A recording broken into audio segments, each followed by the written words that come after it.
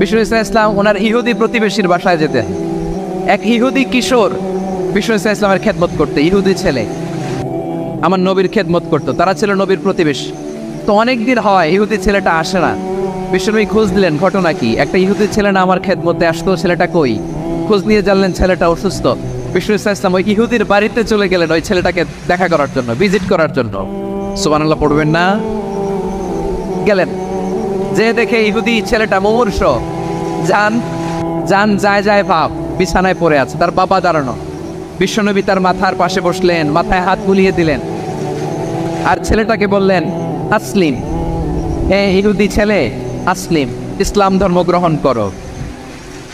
তো ছোট্ট ছেলে ভাবে আমরা ইহুদি, এখন ইসলাম ধর্ম গ্রহণ করলে আব্বা যদি বকা দেয়, ফানাযারা ইলা ওয়াজহি আবি, ছেলেটা তার বাবার চেহারার দিকে তাকালো, দেখি আব্বা কি কয়।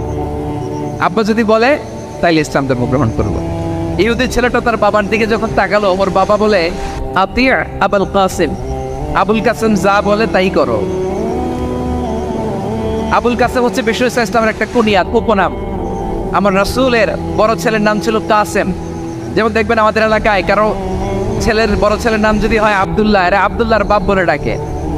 কারো বড় মেয়ের নাম যদি হয় ফাতেমা, এরা কি ডাকে? ফাতেমার বাপ বলে না? তো বিষ্ণু ইসলামের বড় ছেলের নাম ছিল কাসেম।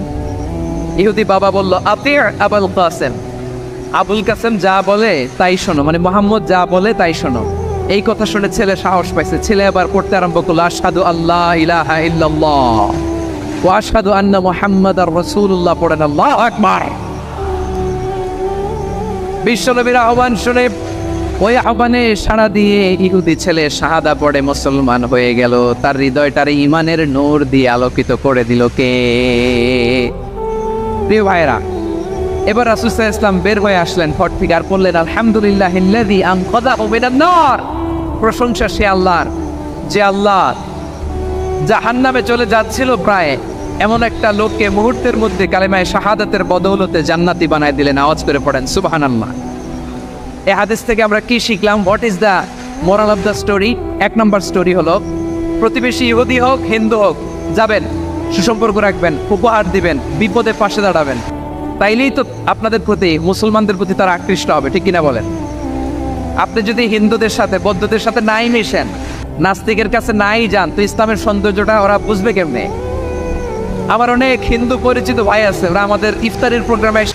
পুরো ভিডিওটার লিঙ্ক ডেসক্রিপশনে দেয়া রয়েছে, যদি বা কেউ দেখতে চান ওখান থেকে দেখে আসতে পারেন। ধন্যবাদ সবাইকে পুরো ভিডিওটা দেখার জন্য।